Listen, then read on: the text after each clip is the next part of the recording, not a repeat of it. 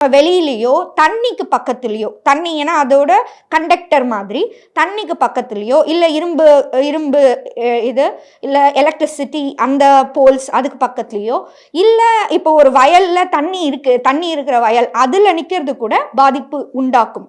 So நம்மளுக்கு இந்த conductor கொடுக்கக்கூடிய எந்த மரத்துக்கு கீழே நிற்கிறது, மரம் கிளை உடைந்து விழுந்தால் நம்மளுக்கு பிரச்சனையாகும். அந்த மாதிரி ஆப்ஜெக்ட்ஸை அந்த மாதிரி வெளியில் இருக்கும் அப்படின்ற பட்சத்தில் ஒரு சேஃபான இடத்துல நம்ம ஒதுங்கி நிற்கிறது நல்லது.